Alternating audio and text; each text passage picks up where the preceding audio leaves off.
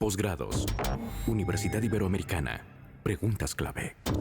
Continuamos en Preguntas Clave de la Universidad Iberoamericana y en esta ocasión tenemos a la doctora Arcelia Martínez Bordón, quien es coordinadora de la Maestría en Investigación y Desarrollo de la Educación. Doctora, muchísimas gracias por estar aquí con nosotros. Muchas gracias de verdad.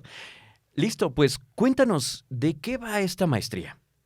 Pues es una maestría que cumplió hace un año, 45 años. Uh-huh. Somos el primer posgrado en México que se enfocó en la investigación educativa. Antes de que existieran posgrados, me refiero a nivel doctorado, ¿no? Uh-huh. Y lo que damos son habilidades, herramientas y habilidades, métodos a nuestros estudiantes para desarrollar investigación en el campo educativo, que es muy vasto, ¿no? Son muchos problemas los que aquejan al sistema educativo mexicano y desde aquí hacemos investigación sobre esos problemas y sobre soluciones, ¿no? a los problemas educativos que tiene el país. Justo, y voy a retomar un poquito. El eje metodológico de la Maestría en Investigación y Desarrollo de la Educación desarrolla habilidades para la construcción de instrumentos de recolección de información y brinda los conocimientos para su análisis. Desde esta perspectiva, ¿cuál es la incidencia, la pertinencia más bien? ¿Cuál es la pertinencia de que exista esta maestría aquí en la Ibero? Pues mira, es una maestría que justamente trata de hacer una investigación aplicada, ¿no? Por supuesto que tenemos opciones de salida para nuestros estudiantes que quieren seguirse a estudiar un posgrado, un doctorado en educación, un doctorado en política pública, en materia educativa, por ejemplo, ¿no? Pero también quien quiere desarrollarse en la escuela, en algún espacio de la administración pública, ¿no? Entonces, ¿por qué? Porque damos herramientas diversas, ¿no? Te enseñamos a estructurar primero que nada un protocolo de investigación, ¿no? A partir de preguntas que te haces respecto a temas, ¿no? Problemas que ves en la vida cotidiana relacionados obviamente con el campo educativo. Y entonces, bueno, pues les ponemos a hacer una revisión de literatura amplia, ¿no? Los enseñamos a hacer investigación, ¿no? A plantearse las preguntas, ¿no? Y a partir de las preguntas vienen los métodos. Los métodos son muy amplios. Nuestra planta de profesores es interdisciplinar, entonces tenemos expertos en métodos cualitativos, expertos en pedagogías decoloniales, por ejemplo, pero también tenemos a quien sabe hacer evaluación de aprendizajes y utiliza más herramientas estadísticas. Entonces damos una gama amplia de herramientas metodológicas dependiendo de la pregunta, ¿no? El tipo de herramienta que utilizas, ¿no? ¿Cuál es el objetivo de formar profesionales en estas áreas ante un panorama social y cultural como el que tiene nuestro país? Pues eso es muy importante porque una aspiración de todos los que hacemos investigación educativa es que la información que generamos sirva para la toma de decisiones. Creo que tenemos, ante tantos problemas educativos que tiene el país, por ejemplo, tenemos muy altas tasas de deserción escolar en la educación media superior. Luego de pandemia también tenemos, pues, se agudizó la crisis de aprendizajes, ya teníamos problemas de aprendizajes de nuestros estudiantes. Uh-huh. Y con la pandemia, pues, se rezagaron aún más, ¿no? Porque muchos estudiantes estuvieron fuera del aula, no del aula virtual, ¿no? Uh-huh. No hubo posibilidades para ellos y ellas. Entonces, ante estos problemas, lo importante es, bueno, mirar qué se ha hecho en otras latitudes, aquí mismo en México. Por supuesto que hay programas y hay iniciativas de sociedad civil, de algunos gobiernos locales, que vale mucho la pena recoger, ¿no? Para inspirarnos y hacer mejores políticas públicas.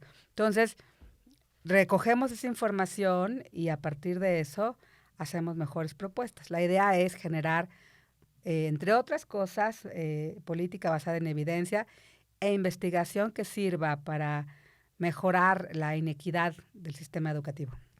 Oye, digo, esta es una pregunta ya un poco más profunda. ¿Qué tan fácil es innovar con estas deficiencias tan graves en sistemas educativos como toda Latinoamérica? Pues tenemos retos muy grandes, porque Pues con lo que te decía un poquito, tenemos enormes desigualdades educativas. Entonces tenemos una cobertura casi universal, y pongo casi, de la educación básica, pero tenemos retos en materia de educación media superior y educación superior, universitaria, y tenemos un sistema además bifurcado que da distintas ofertas a nuestros grupos de población, ¿no? Entonces, bueno, ante estas inequidades que presenta el sistema educativo, la escuela puede a veces innovar poco, porque primero tiene que resolver temas como que la infraestructura básica indispensable, la luz, el agua, eh, la corriente eléctrica, o sea, como muchas cosas que daríamos por hecho por instituciones como esta. Claro. En otras, bueno, pues todavía tienen que hacer eso. Entonces los profesores están trabajando eh, con muchos retos por delante, ¿no? Entonces, innovar en la educación es muy difícil cuando no has cubierto como las necesidades básicas de la escuela y de la población, ¿no? No hay que olvidar que en México tenemos millones de pobres, ¿no? Millones de personas que tienen carencias, no tienen cubiertas sus necesidades básicas indispensables, tienen rezagos en materia educativa, en materia de salud, en materia de vivienda. Entonces, bueno, estas comunidades, y me refiero cuando preguntas la palabra innovar, me refiero a lo que puede ocurrir en las escuelas. Y entonces, pese a que las escuelas se enfrentan tantos retos, aquí es, bueno, ¿cómo se puede trabajar en estas circunstancias, en esos contextos tan difíciles y cómo se puede lograr un aprendizaje significativo pese a los otros retos que existen en materia de infraestructura, en materia de capacitación docente, en materia ahora tenemos también muy evidente o muy presente el tema de las brechas digitales, ¿no? Y bueno, sin embargo, la escuela y los profesores y las profesoras pueden hacer cosas, ¿no? Y entonces aquí investigamos eso, cómo lo están haciendo. Exacto, cómo preparar a profesionales para que salgan y enfrenten todos esos retos, ¿no? De la realidad. Sí, primero mirar el contexto, ¿no? O sea, no puedes hacer política educativa o propuestas de mejora en el vacío. Tienes que mirar las circunstancias, lo que es viable, lo que es posible en cada contexto. Un poco así, ¿no? Y bueno, a otra cosa quizá, pensando en innovación, pero ya desde acá, desde nuestra institución, pues estamos en lo último, ¿no? Estamos siempre actualizándonos, estamos siempre mirando nuevas formas de estudiar las problemáticas educativas, de resolverlas. Nos hemos metido nos hemos subido al tema de la inteligencia artificial, ¿no? Para usar estas herramientas de la mejor manera, ¿no? Porque las TICs nos pueden dar, las TICs y sobre todo la inteligencia artificial nos pueden dar muchas herramientas valiosas, ¿no? Por ejemplo, uno de nuestros colegas diseñó una plataforma que le es útil a los profesores para hacer una planeación educativa, ¿no? El doctor Luis Medina Gual diseñó Comenio. También aquí en la Ibero, en el Departamento de Educación, desarrollamos una prueba para medir aprendizajes. Bueno, utilizamos las pruebas que elaboró el Instituto Nacional para la Evaluación de la Educación y nosotros las adaptamos y las usamos en pandemia en el 2021 para mirar los aprendizajes y los rezagos generados por la pandemia, ¿no? Y devolvimos esta información de manera inmediata a muchísimas escuelas de todo el país, ¿no? Para que ellos pudieran tomar decisiones a partir de la información. Oye, y justo, doctora, creo que lo que dices es esta maestría se orienta a formar investigadores que apliquen todos estos conocimientos que adquieren para analizar e interpretar problemas actuales, ¿no? Y problemas que vayan con visión de futuro. Y a propósito de eso, de estos profesionales, el eje teórico ofrece conocimientos relativos a filosofía, sociología, psicología, que se relacionan con el campo de la educación. ¿Cuál es el programa que se lleva durante esta especialidad? Pues es un programa muy, muy rico. El primer semestre llevan, toda la maestría llevan asesorías de investigación, que es el acompañamiento puntual para elaborar su protocolo, su propuesta, proyecto de investigación y cómo lo van desarrollando, lo que implica la revisión de literatura, la revisión teórica, la construcción teórica, conceptual, luego una propuesta metodológica y muchos de nuestros estudiantes hacen trabajo de campo, visitan escuelas, ¿no? Hacen entrevistas, observación participante, también hacen revisión documental, hay como distintas formas de aproximarnos a nuestros objetos de estudio, ¿no?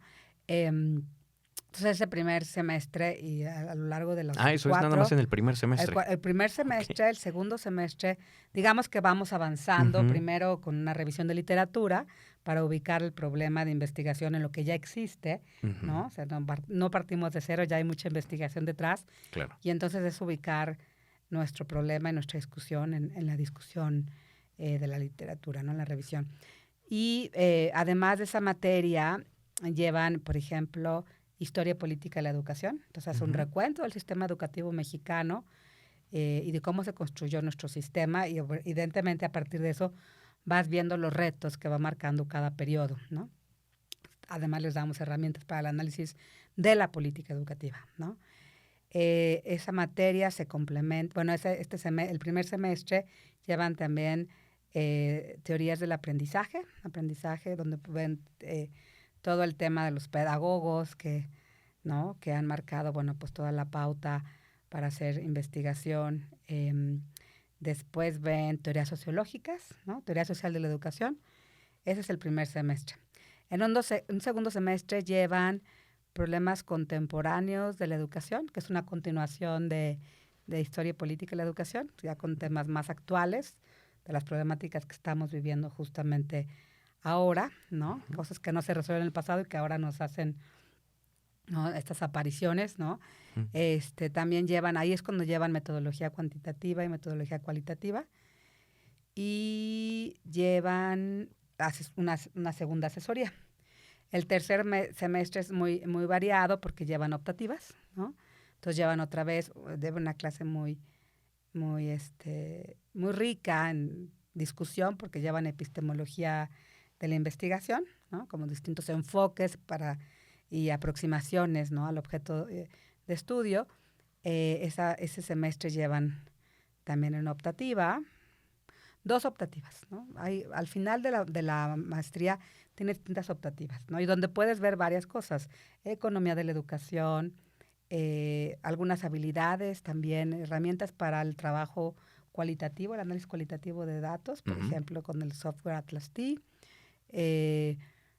También llevan escritura académica como una de las optativas, ¿no? Para publicar, porque es importante que la información y la investigación que estamos generando llegue a públicos amplios, ¿no? No solo o no de manera exclusiva en documentos académicos, ¿no? O sea, si queremos que la investigación abone a la toma de decisiones, tenemos que hacer más pública esa información. Claro. Entonces, esa es un poquito la idea.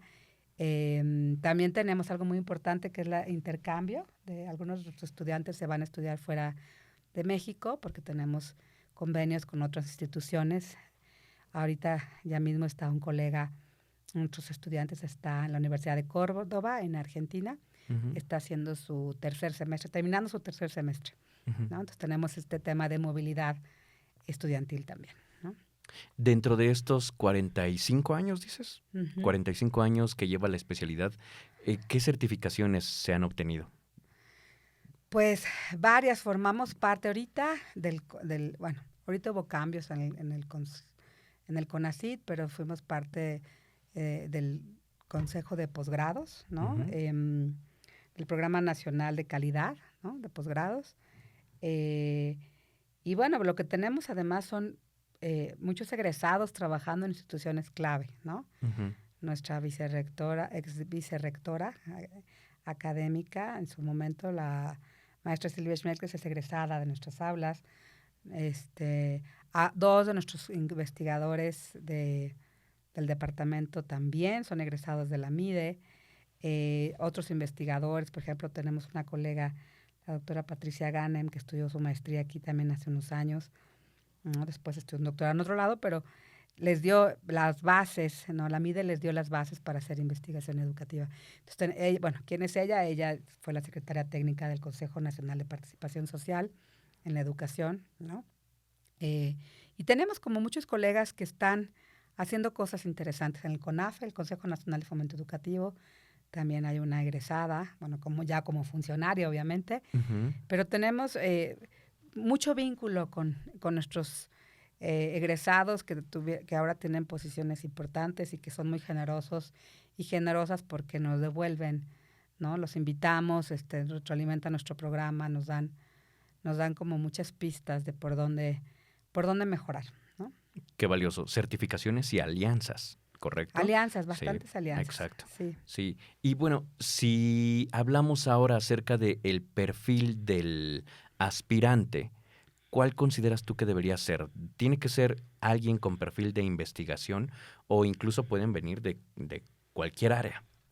Pues mira, en un inicio, cuando inició esta maestría, sí se pensaba más en gente que quería hacer investigación, ¿no? Ujú.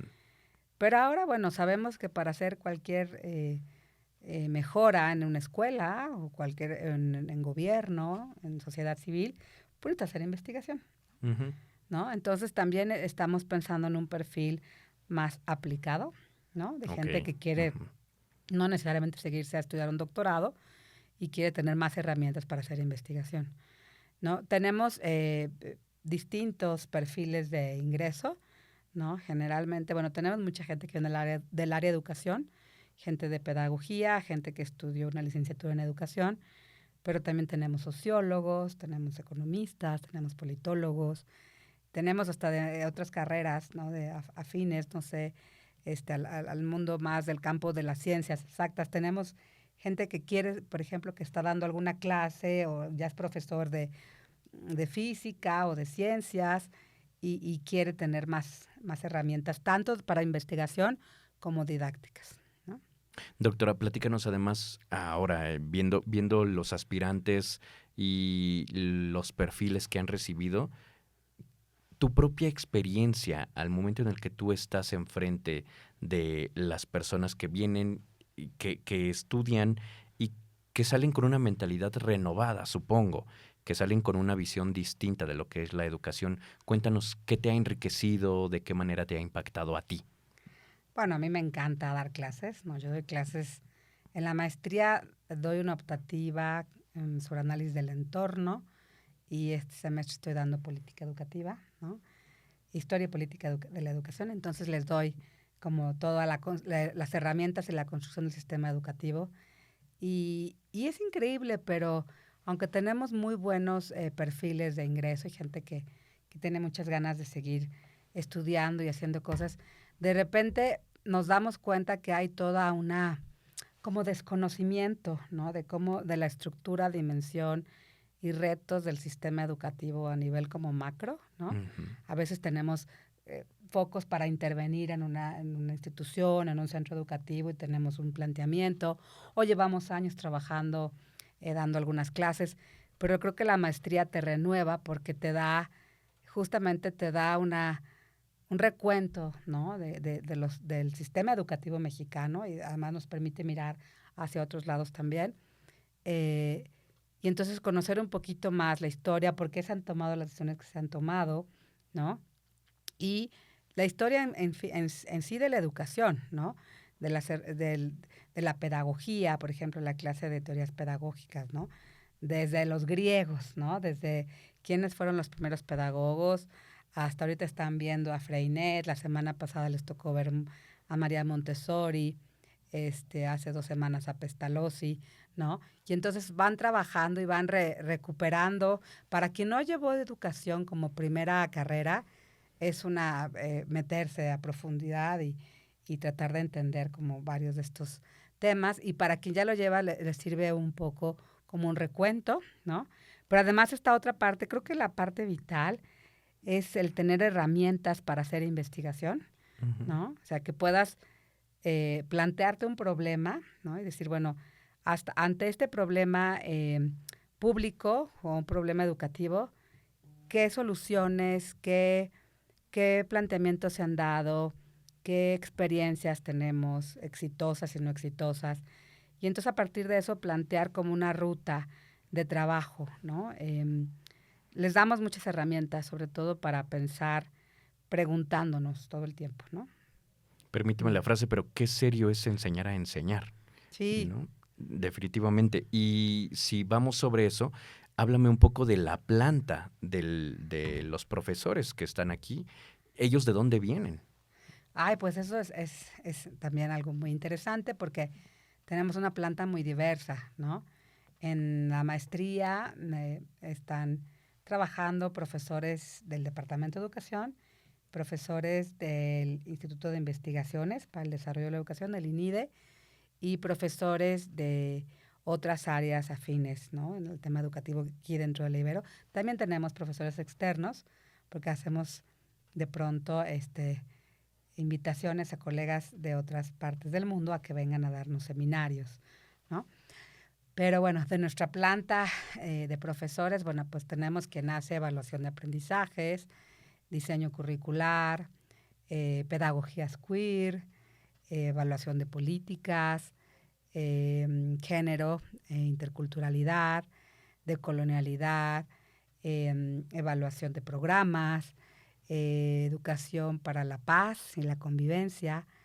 Deja ver que no se me olvide ninguno de mis colegas. Educación rural y multigrado con el doctor Diego Juárez. Educación y gestión escolar, eso lo ve Ale Luna, ¿no? Todo el trabajo de los consejos técnicos escolares. Filosofía, educación socioemocional, porque además en el departamento tenemos una especialidad en educación socioemocional, entonces también tenemos especialistas en educación socioemocional. Entonces, como ves, es un amplio... Variado. Es muy variado, Sí, ¿no? es muy variado, es muy amplio, es muy variado y además contemporáneo, ¿no? Todo Y lo por que... supuesto, tenemos un profesor especializado en inteligencia artificial, claro. ¿no? Ujú. Que es un rockstar, ¿no? Qué ¿No? maravilla. Y es que sí, si estamos hablando de que estamos enseñando a educar y enseñando a investigar, por supuesto que tienen que venir de diferentes áreas con una visión muy amplia para poder ofrecer herramientas clave para los alumnos, ¿no?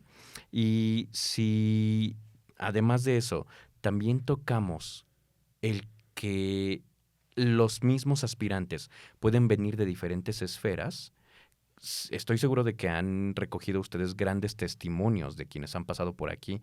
Háblanos de alguna de las experiencias de algunos alumnos que hayan venido de donde tú no te lo esperabas y que tuvieron resultados excepcionales. Pues hay varios, ¿no? Ya mismo tenemos una estudiante de Colombia que hizo la maestría, me tocó ser su maestra cuando estudiaba la maestría y ahora está en el doctorado, ¿no? Marcela, que hace una tesis eh, sobre temas de interculturalidad. Ella incluso ya es profesora a nivel licenciatura, es una alumna muy destacada, ¿no? Entonces sigue preparándose. También tenemos estudiantes que han venido de otros países como Cuba, Chile.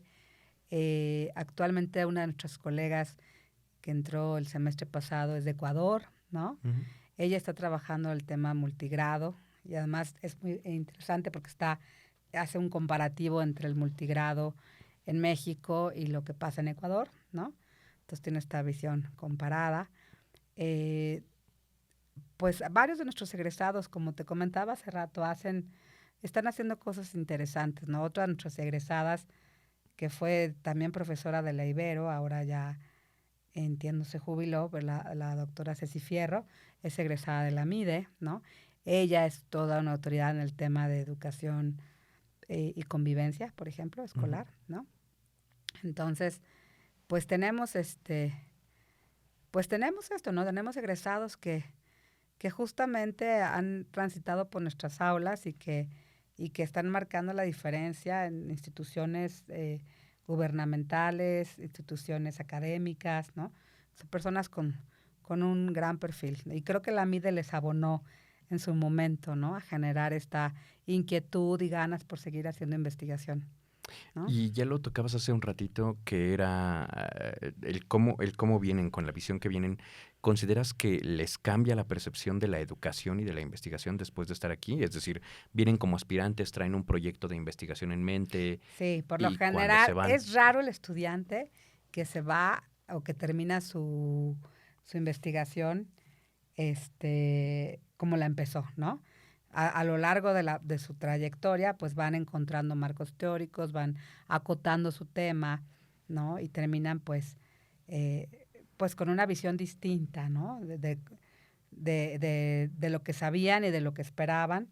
Y creo que la mayoría de ellos satisfechos, muy satisfechos. Excelente, doctora Arcelia. Regálanos, por favor, las vías de contacto para quien tenga ganas de preguntar más, abundar más o pedir informes nada más. Sí, pues pueden escribir a MIDE, así de Maestría en Investigación y Desarrollo de Educación, mide@ibero.mx, enviarnos un correo, o también a mi correo institucional, arcelia.martinez@ibero.mx.